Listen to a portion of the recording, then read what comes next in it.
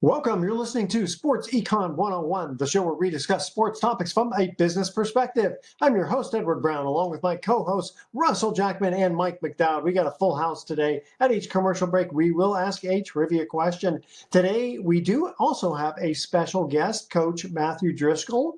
And Mike, you said you wanted to honor someone ahead of time?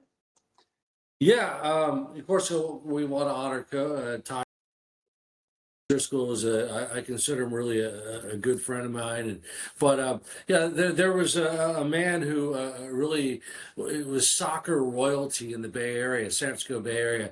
His name is Marcus Zemer, and you guys may know this name, but Marcus was the head coach at Sonoma State University. I got to know him as a broadcaster, and he became a dear friend of mine. He won a national title in 2002 for the Seawolves of Sonoma State, and he changed lives. He affected not only his family first and foremost, his players, but thousands of youth in the San Francisco Bay Area.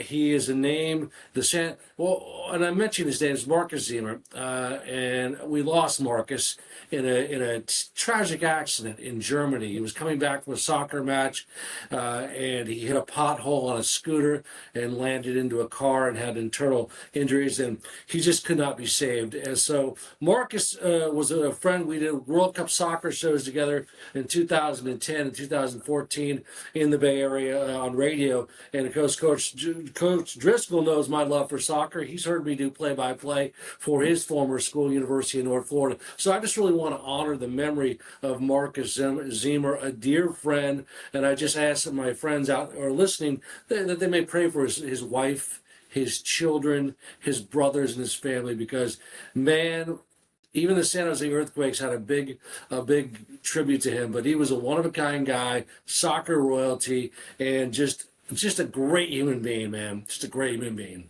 Gotcha. All right, audience, stay with us. You're listening to Sports Econ 101. When we come back, we're going to our guest, Coach Matthew Driscoll. Don't touch that dial.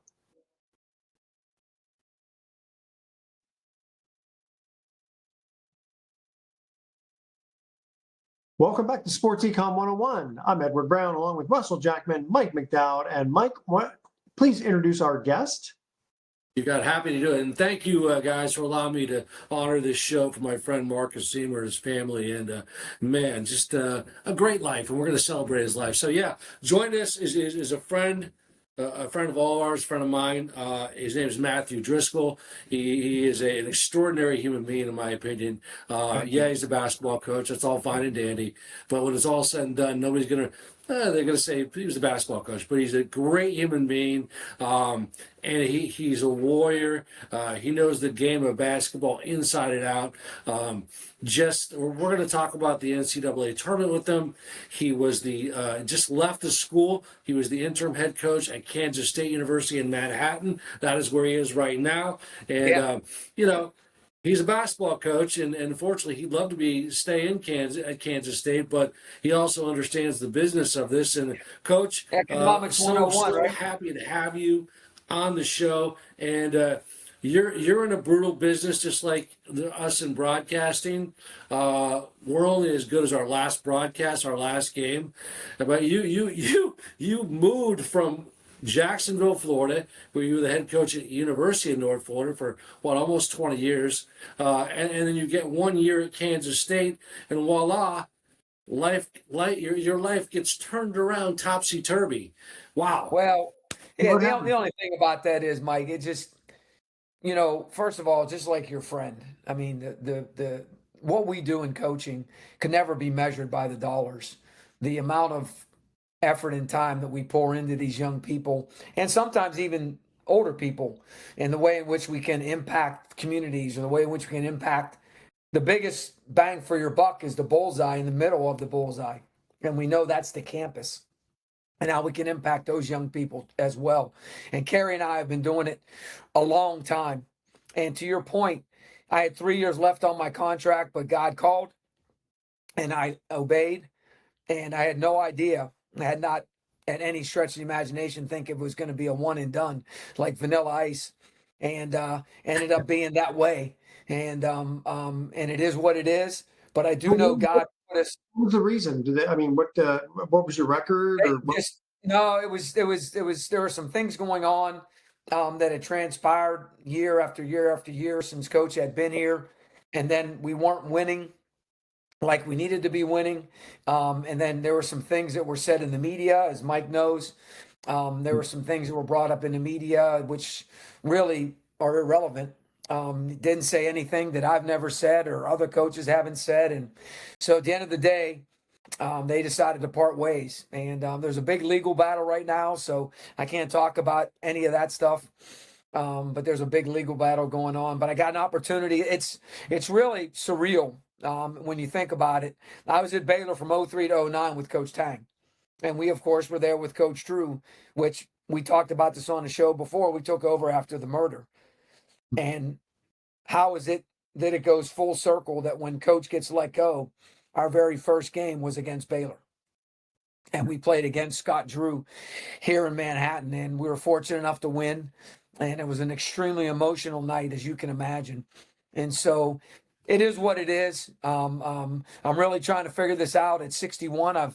It's been over 25 years since I've been looking for a job, and went on with Baylor and then 16 years at North Florida. So I'm in a kind of a place that's kind of new for me, and it's okay.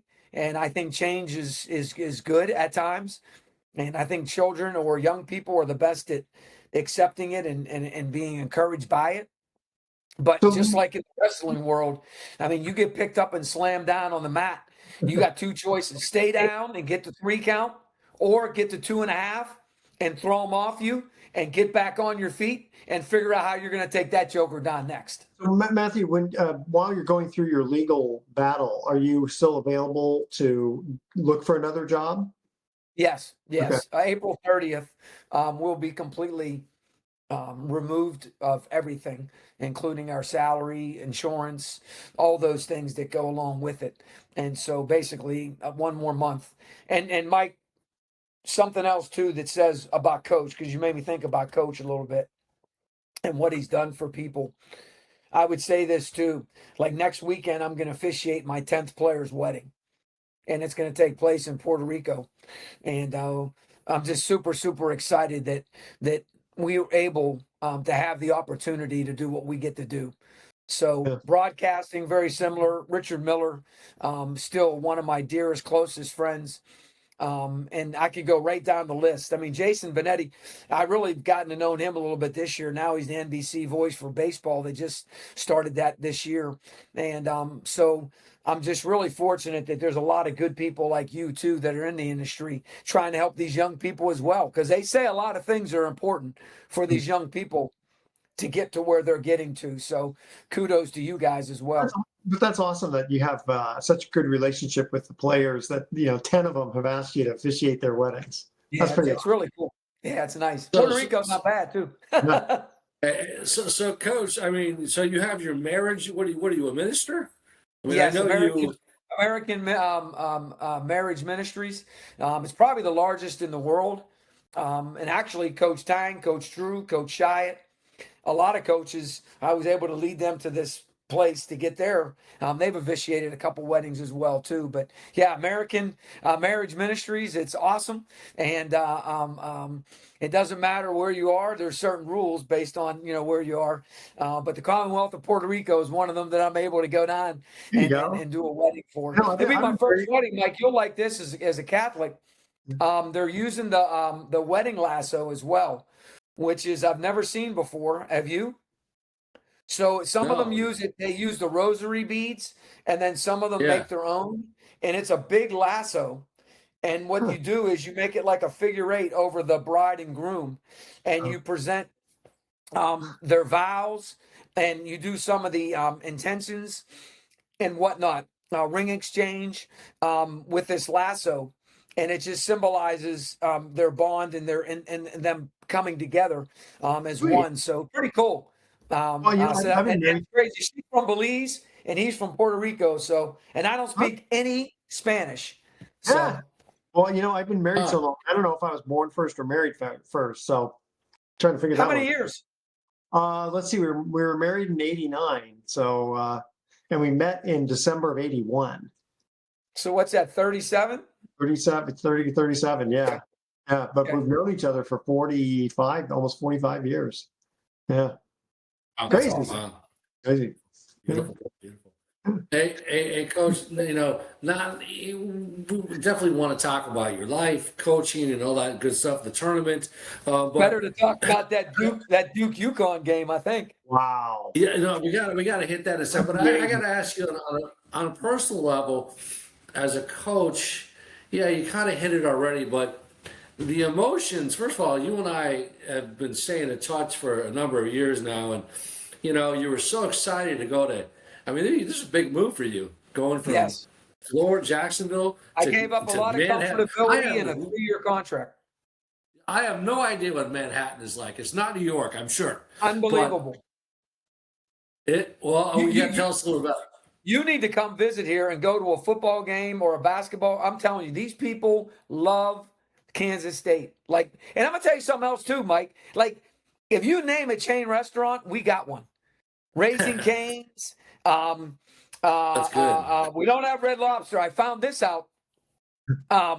They're building a brand new McDonald's, and there was a sign in front that said Red Lobster coming soon. So I took a picture and I sent it to the staff. And the lady named Bailey, who's from here, she goes, Coach, that's a running joke. Like every time a new restaurant comes in town, this guy has a sign, he puts it out there. And I'm like, oh, well, they got me. They got me on it. Yeah, but it's unbelievable town. Like, I tell you what else is here. Look it up. It's called MBAF. NBAF, BAF. It's the National Bureau of Agricultural wait a second. Disease Hold that facility. thought. Coach, hold that thought. We got to cut to a quick break. Here's our first trivia. Okay. And again, if you know the answer, don't say anything until we get right back. Which planet in our solar system spins the fastest? Which planet in our solar system spins the fastest? All right, exactly. The basketball, yes. But by the way, I can do that. All right, stay with us. You're listening to Sports Econ 101. Don't touch that dial. We're going to be right back.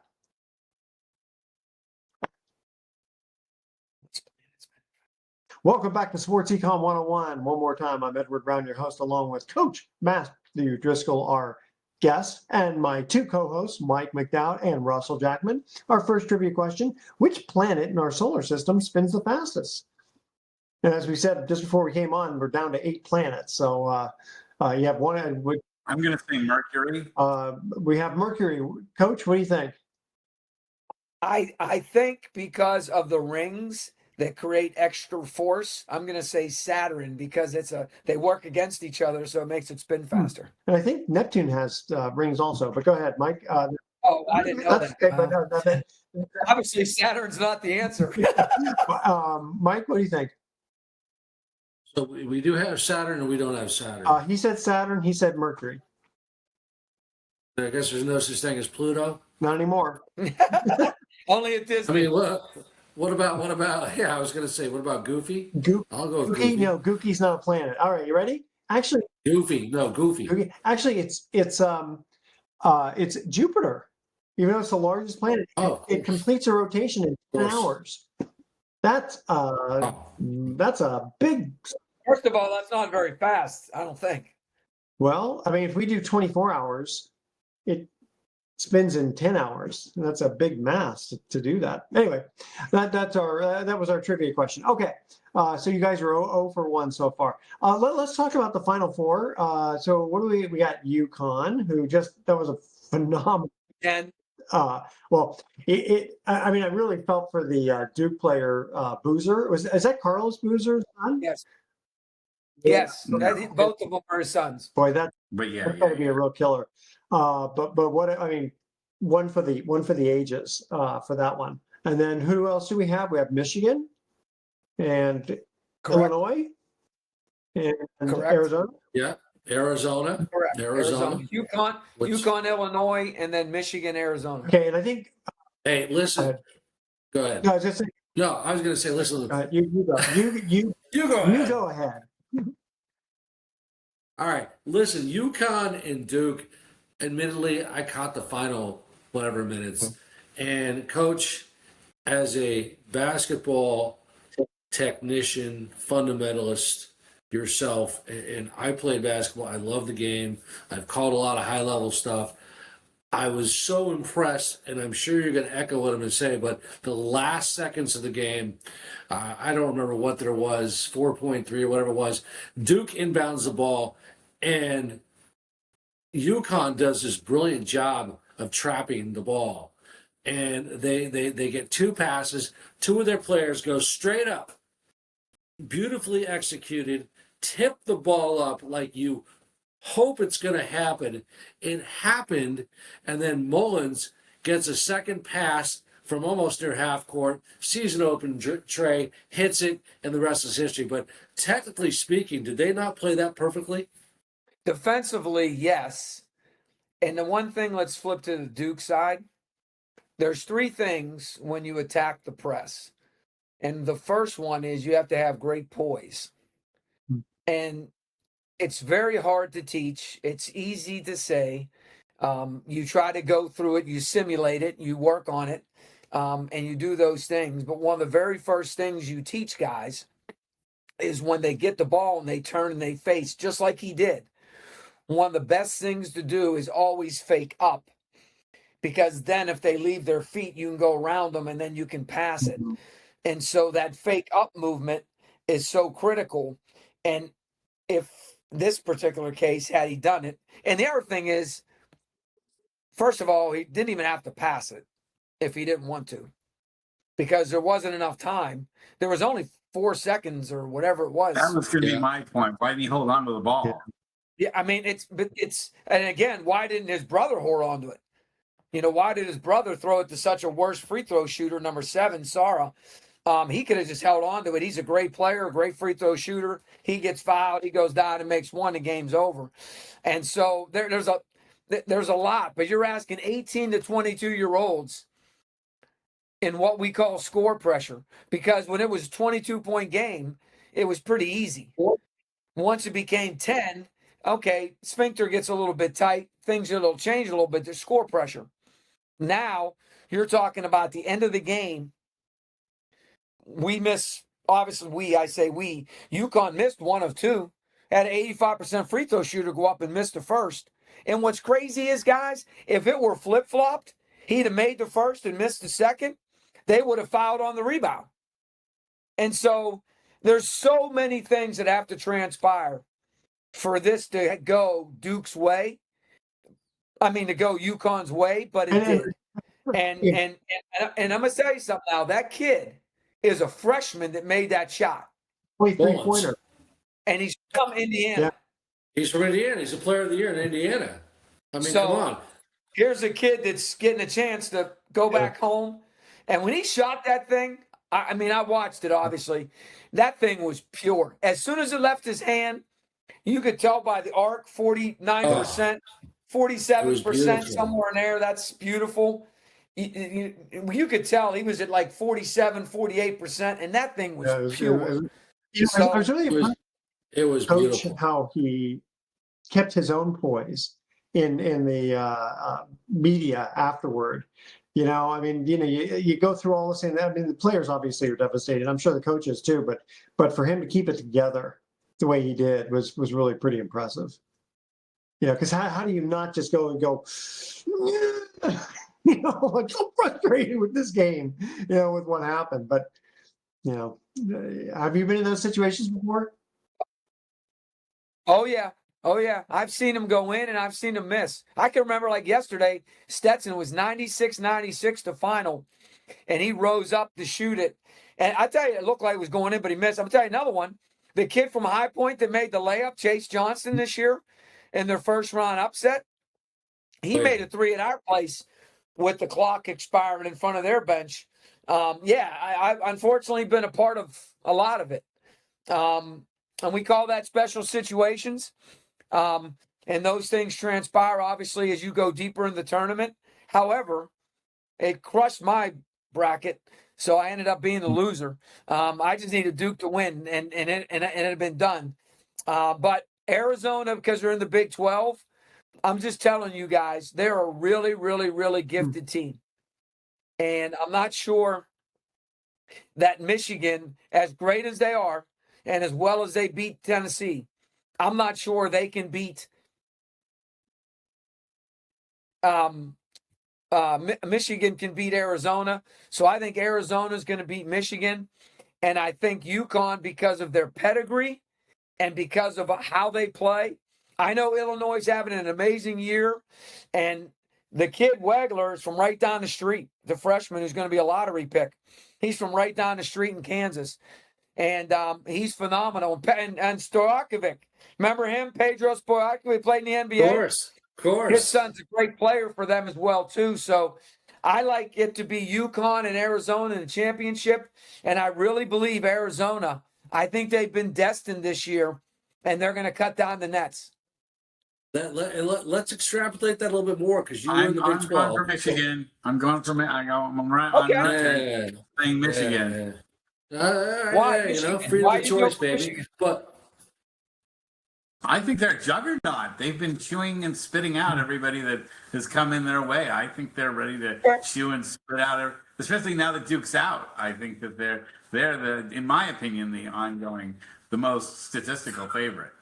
I think probably a lot of bettors are leaning your way too.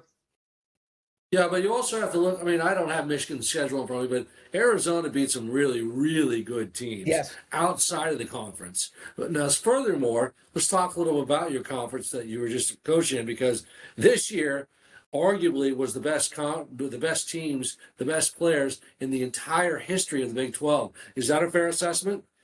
Wow, I was in the Big 12 from 03 to 09, and we had 3 years in a row. We had the National Player of the Year. Kevin Durant, Michael Beasley, Blake Griffin. But I'm telling you, this year, this group and these freshmen, oh my goodness, unbelievable.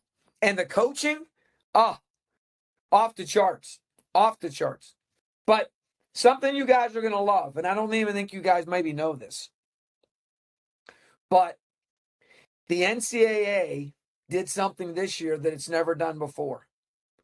So there's 4 teams still playing in the NIT. The champion will play Sunday in Indianapolis in the Lucas Dome, which is the same site of the Final Four Saturday and Monday. Also on Sunday is the Division III National Championship and the Division II National Championship. Nice. So there's going to be 4 national champions crowned inside Lucas Oil Arena as part of this weekend coming up. First time ever. And so, and we all know the greatest joy is Jesus Christ's resurrection, but that's going to be an amazing thing to have 4 champions crowned in one arena. And Coach Driscoll, I don't think a lot of people know or understand. I've done a lot of the games, to tell you the truth, but there are tremendous basketball players at the Division II level, at the Division III level. A lot of these guys in D3 even, and especially D2, and I'll give you a great example, can play Division I ball. I'll never forget, Coach, and you're going to love this. I kind of root for the underdog. Just a few years ago, man, okay, they were all bounce-back players, but they were all playing at Division II, Chaminade University in Hawaii. They came over to Berkeley, and they killed Cal by 25 points because they had a chip on their shoulder. Hold that thought, guys. All right. Second trivia question. Okay. What's the fastest growing plant on Earth? What's the fastest growing plant on Earth? Stay with us, Sports Econ 101. I'll be right back. Don't touch that dial.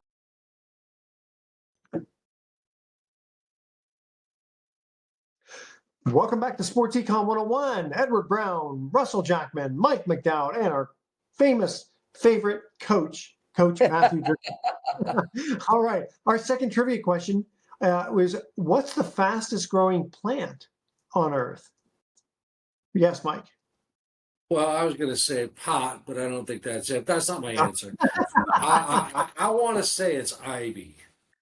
Ivy. No. I'm going to say it's bamboo. I'm going to say bamboo. Bamboo. Yes. We got 2. I'm going to say bamboo. You both are correct. Bamboo. Yeah. But it grows underground first. Well, it can grow up to 35 inches. Okay. Crazy. Like that. Yeah. Hey, 2 things to go back to Mike. Listen to this. two things to go back to Mike. You got it? Number one, your first thing, do you know the head coaches at Chaminade men's basketball? Right now? No, I Right don't. now? His name is Eric Brevard. And if I was in my old office, I would take my screen and go like that. Eric Brevard was my junior college teammate in 1986, 1987. How about that one? That's cool. And secondly, to your point, UMBC went to the NCAA tournament this year, and they took all Division II kids out of the portal. Last year, there was a kid that came out of the portal, and you'll like this. As a matter of fact, Russell, you might like this too. Are you a Golden State? I mean, no, this is for the, never mind. This goes to Indianapolis. Forget you two. You won't like this. His name was Talon Peter. He was a 6'4" guard that played at Arkansas Tech. It'd have been 2-3 seasons ago. At Arkansas Tech of Division II. He went to Liberty University last year. He played 21 minutes a game. 21 minutes a game at Liberty. And he was the 56th or 57th pick in a draft last year. And he plays for the Indiana Pacers. And he plays. So to your point, because of COVID, Division II, a lot of players started coming in there. And now every single year, there's Division II, Division III players. So good point by you.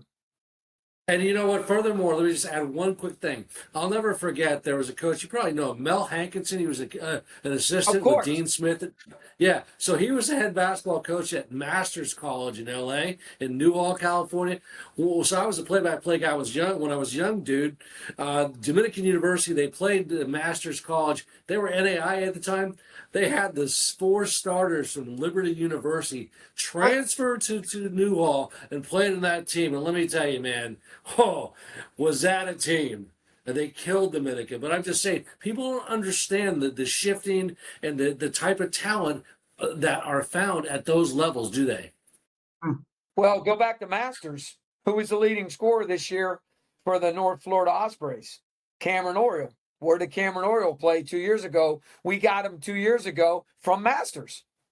Really? So, yeah. And this year, Dalton Gaiman, he had a great career for him this year. He averaged like 10 and 7. And he was a Division II kid from Missouri.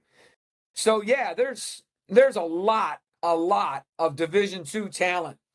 Look at you. I mean, you call football at Valdosta State.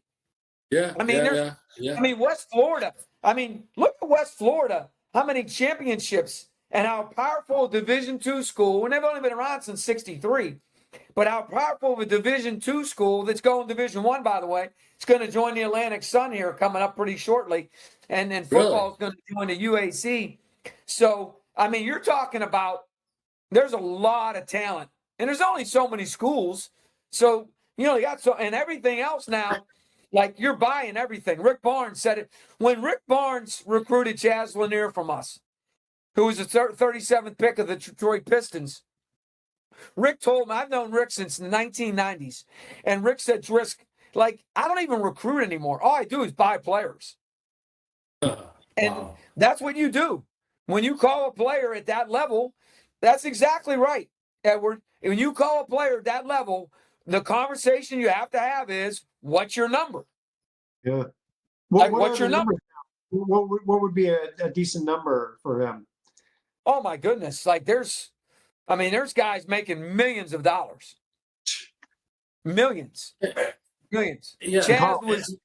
Chaz wasn't quite that number, but he was really close. But my point is, now they think this year, that last year we had one guy go to Purdue. We had 2 guys go to Indiana, and we had 1 guy go East Tennessee State, and combined, they made over $2 million for the 4 guys. They say this year it's going to be 35% more than it was last year. So there'll be multi players on every single high major team. And it's hard that's making over $1 million.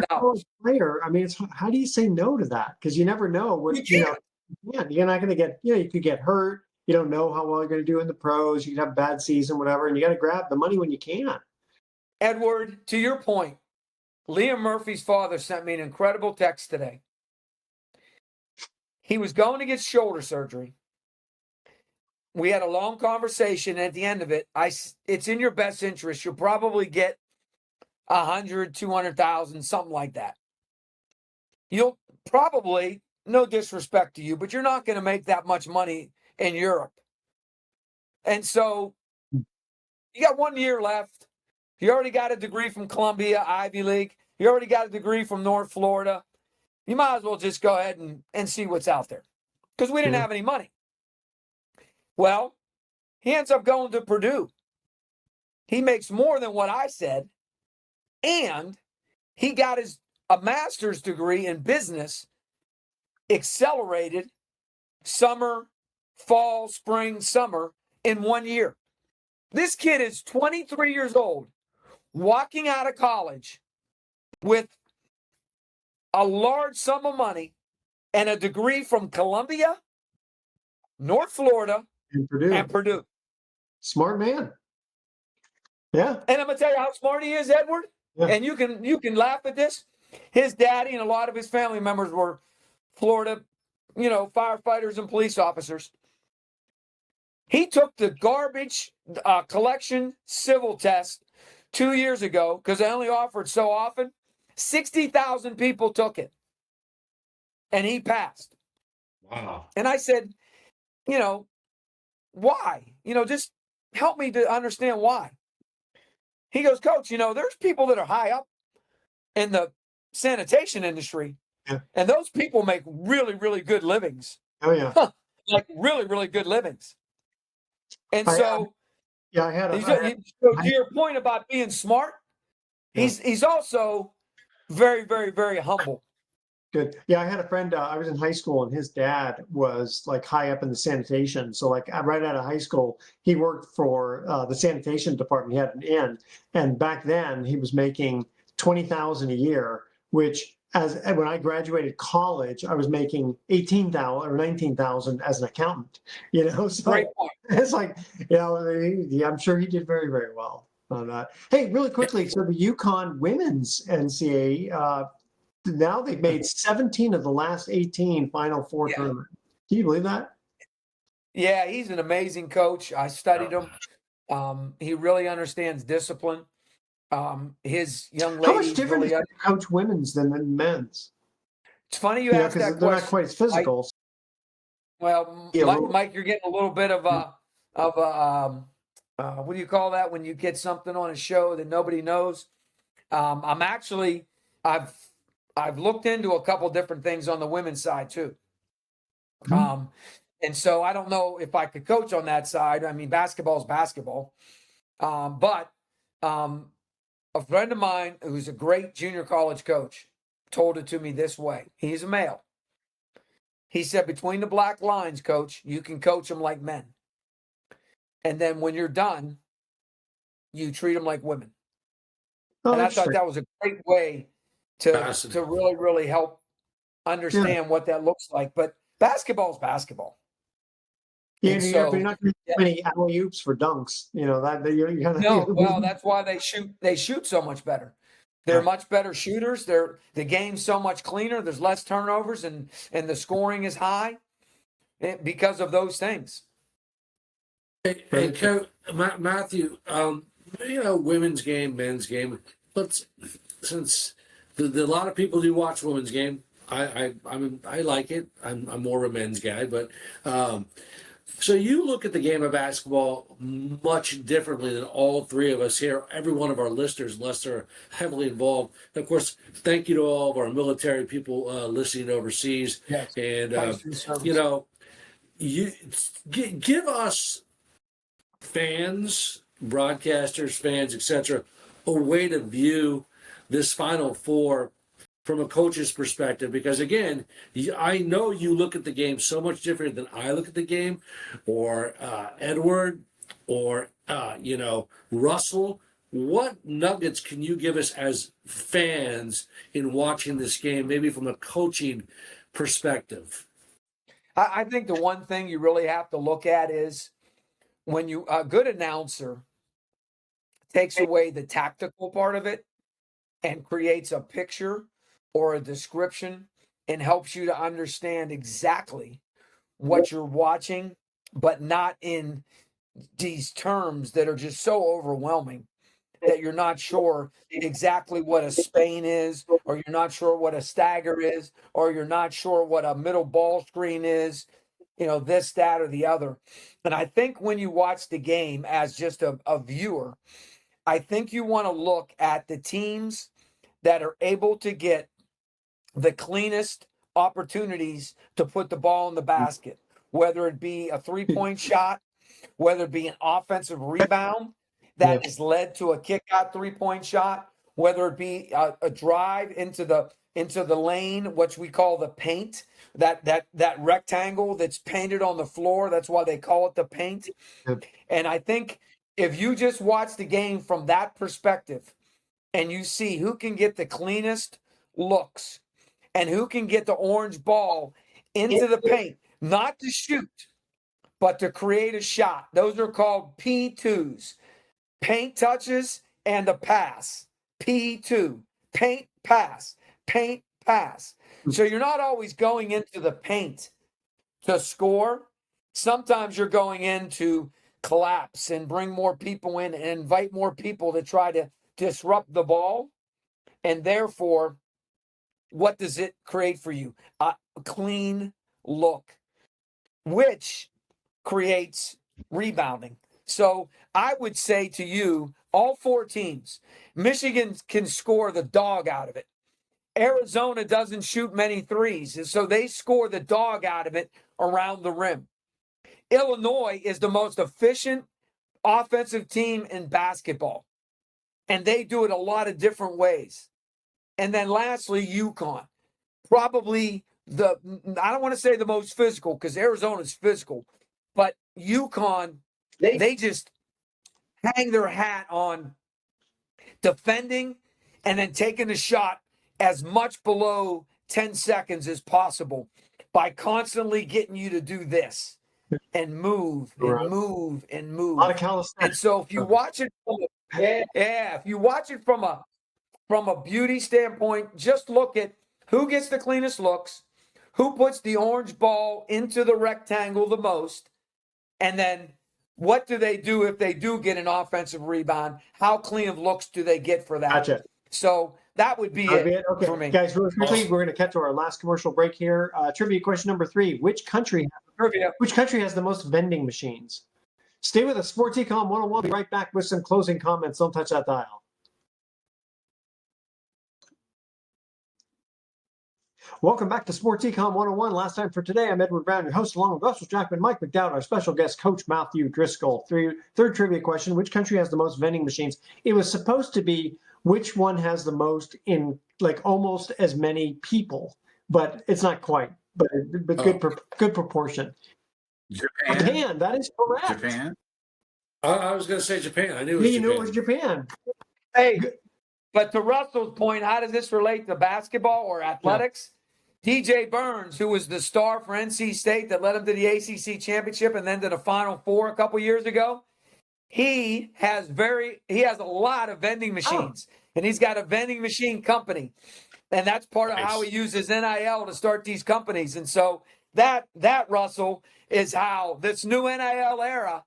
There's a lot of ways that you can do things, and wrapping cars is one of them, and vending machines is another. Okay, well, if you guys are ready, we're going to go to our thoughts of the day. Now, these are actually 2 quotes. One is by Marilyn Monroe, and the other one's by Robert Frost. So Marilyn Monroe said, "Women who seek to be equal with men lack ambition." That was pretty good.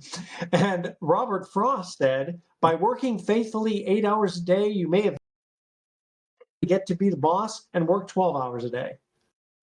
Yes. Happy Easter, everybody. Happy Easter. And happy Passover, Easter, everyone. Russell. Okay, we have time for one quick funny joke here. All right, ready? So my wife caught me sucking in my stomach while standing on the scale, and she says, "That's not going to help," as she was laughing. I said, "Well, actually it does." I go, "It's the only way I can see the numbers." All right, and with that, audience, that is a good sorry, one. we got a laugh out loud one there from Coach. Okay, audience, what are you going to say, Mike, real fast? Happy Easter, everybody. Happy Passover, Russell. That's exactly, and good Friday for everyone too. Okay, tune in next week to Sports Econ That's 101. Good Friday. We're going to be discussing sports topics from a business perspective and asking more trivia questions. Thanks for listening. On behalf of our team, I'm your host, Edward Brown. We'll see you next week. Thank you, Coach. Yeah. So long.